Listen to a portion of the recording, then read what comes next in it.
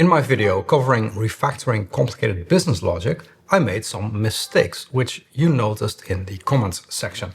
Well spotted, by the way. I want to go over them in this video and show you exactly what I did wrong, why these types of mistakes happen, and some of the traps that you can easily fall into. And I've seen some of you do that in a comment section, actually. Now, if you haven't watched that video yet, I've put a link in the description. In short, the idea of that video was to refactor a piece of code and clean it up. This is what the original version of the code looks like. There is this huge approve order function that's very messy, lots of complicated if-else statements. And I ultimately refactored it into this version, which is much shorter. It has rejection rules, which is a list of lambda functions. And then I've split out the various checks and conditions into separate functions. Now, before I did any major refactoring, I wrote tests and I showed you that those tests actually worked. The problem is that those tests were not complete. And actually I introduced a few errors, in particular 3 that I want to address today. And I can prove that the new version that I created is indeed broken. Because if I run PyTest on the original version of the code, then this is what you get. And I've added a few tests for these 3 errors that you noticed in the comment section. So when I run those same tests on the new version, you see that I now get 3 failed tests. So it's clear that the refactored version of the code actually changes the behavior with respect to the original version. Now, which 3 errors were these exactly? The first one is that a test for an admin is run only if the user is not premium. So here you can see that. So if the user is premium, then we have all of this logic, else, and then there is the admin check. Now in the new version of the code, actually there is a privilege override check. So if the user is admin, it's always approved.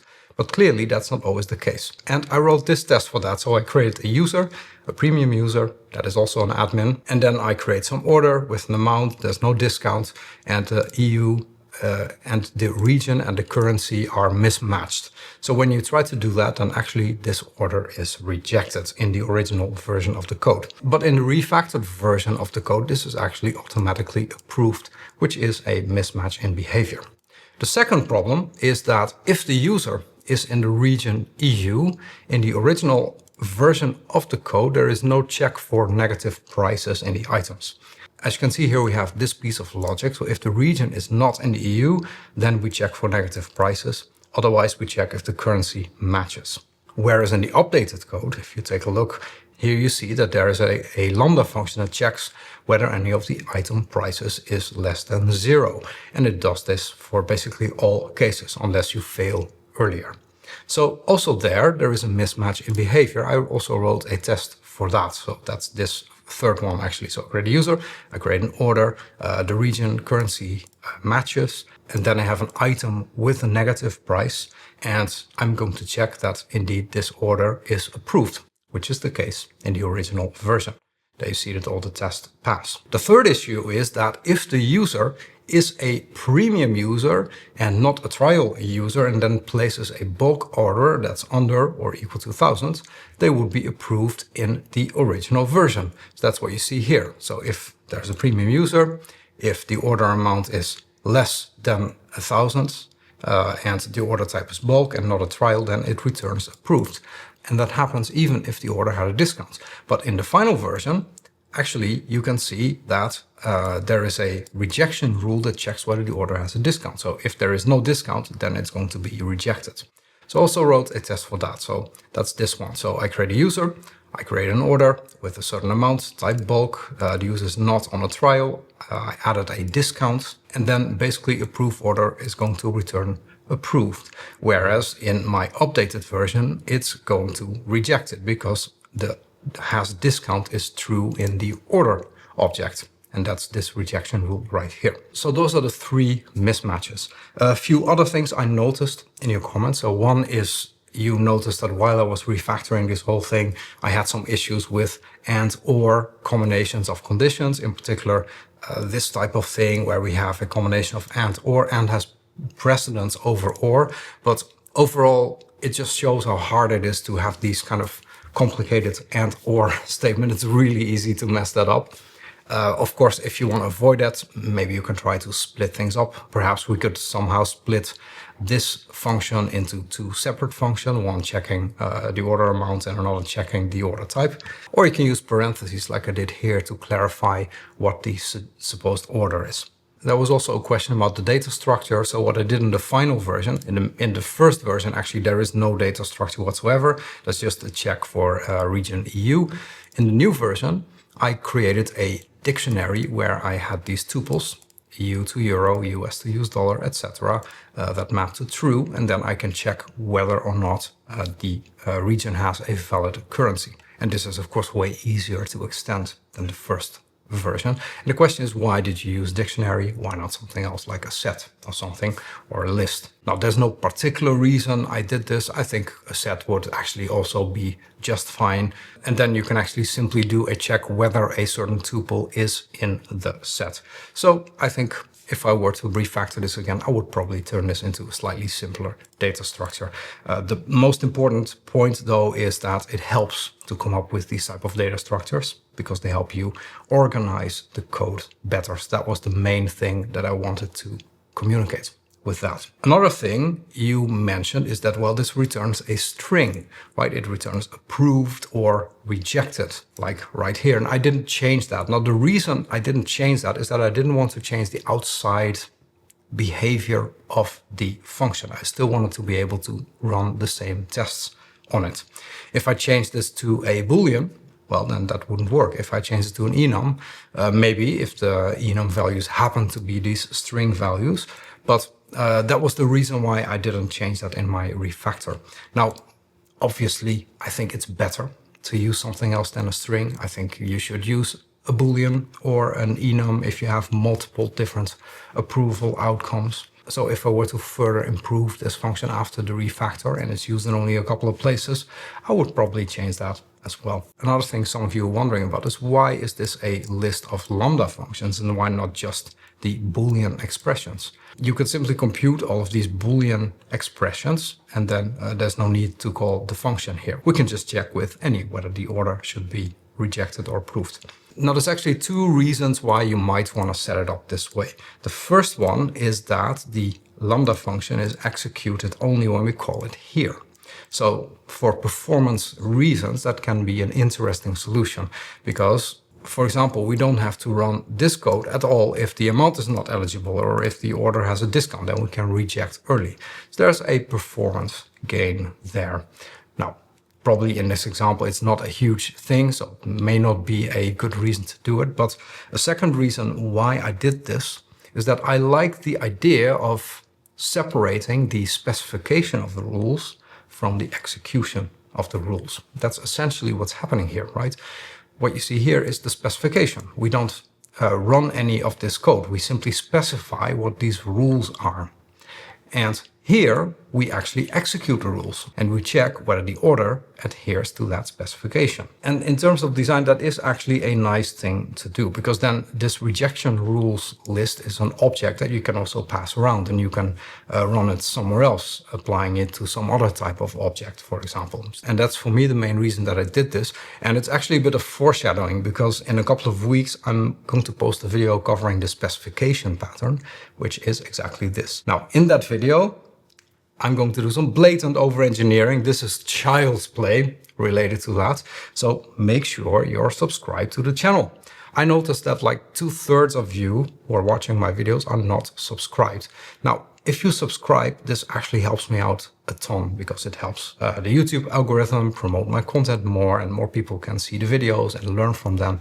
So I really appreciate if you can give me some love and subscribe to the channel. And give this video a like while you're at it as well. Now let's talk about some traps. So from a purely technical perspective, the before version that we have here and the after version that we have here, they behave differently. There's no way around it and I've proven it with the test. Now that is always a danger, obviously, when you're refactoring code. You may always change behavior. It also raises the question, what is actually correct? Which version is correct? Which version should we consider as sort of the ground truth?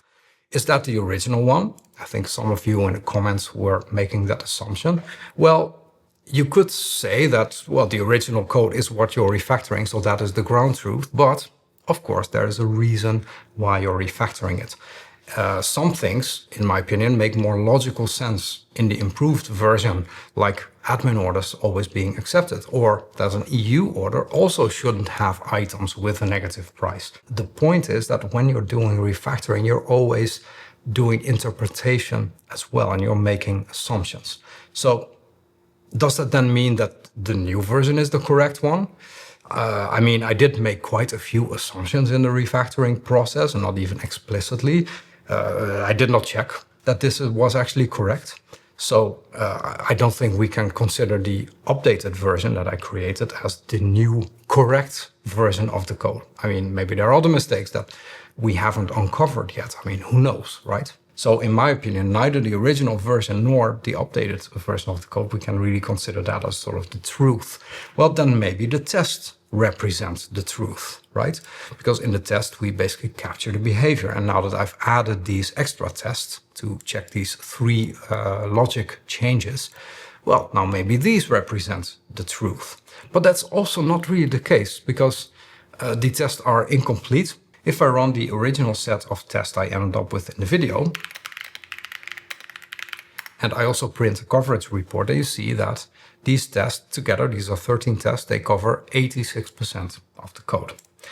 However, we know that there are logic errors in the updated version of the main, right? So I added these 3 tests, which identifies these logical errors. But if I run the test again with these 3 added tests, which should be a more complete set of tests, you see that actually the coverage is still at 86%. So if you say, well, in order to avoid these types of errors, we need to aim for 100% coverage, that's only part of the story. Obviously, it can be a good thing that you have a high coverage percentage, but coverage only says something about how much of the code is run as part of your test. It doesn't say anything about test correctness. So no matter what you do, there's no absolute guarantee that your tests are going to completely and accurately reflect the truth. And we may need to look even wider than just the code or the test. Perhaps the code and the test are not the truth, but the design document and the domain model that we made is the truth, right? But that's also not really the case, because, well, that's going to contain vague language, our own interpretation of things. Maybe it's based on interviews with the customer or user that are incomplete. So that's not something that we can use as ground truth either. But then maybe the truth is then what the user wants. Well, not really, because typically users don't know what they want. It's the whole reason Agile exists, right? We build something quickly with incomplete information, show it to the user, and then we're going to iterate multiple times to get something that is what the user actually wants. So what does it all mean? Do we then just do random things? Well, of course not. I mean, we can follow, and we should follow, best practices in designing and testing our software. We can follow an agile process, but we just have to accept that we don't live in a 100% deterministic world that's guided by perfect logic. In fact, your job as a software engineer is to be the bridge between that imperfect, vague, real world and the simple deterministic logic world of software and programming. And to me, that shows actually another trap. I mean, there is actually no ground truth when you think about it.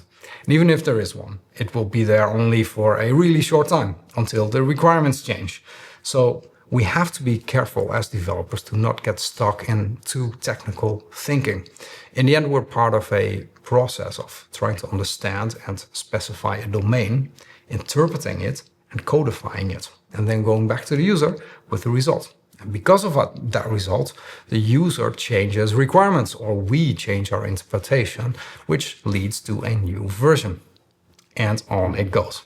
In that sense, software design is not about code at all. Principles like abstraction, coupling, cohesion, keeping things simple, they're just tools to help us understand and specify a problem in a continuously changing domain. And the simpler we make things, the better we and our users can understand them, and the better we will be in coming up with a good solution in the next iteration. The videos that I put here on YouTube, they're educational videos. And as you can see, I make mistakes. In fact, I make many of them. I always do my best to make less mistakes, but if there's one thing that I learned is that no matter what I do, I'm going to make mistakes. I do hope that this shows you that you don't have to be some sort of special genius to be a software developer. If I can do it with all the mistakes I make, you can definitely as well. And you know, the best way to learn is to be critical and ask questions. That's what the comment section is for. Don't worry about me, I can take it. Don't hold back, but be nice. Some of you can be a bit nicer, but don't ever hold back, all right? Now, your comments help everybody learn, including me. I don't post these videos just to hear that they're great or something. They're my perspective, and I can be opinionated, and sometimes I'm wrong about things. They are a starting point for discussion. A video like this doesn't stand on its own. It needs your opinion, your criticism, your thoughts, and all of those different views put together is what turns this into a valuable learning experience for everyone. Anyway, since this is the new year, I am wishing you a great 2026 with lots of learning. And next week, I'm going to do that again because I didn't plan this video. I wanted to skip a week due to the holidays, but after reading your comments, I still wanted to post this video, so that's what I did. Now, I hope you had a great holiday. Stay critical, but nice. And I'll see you next week.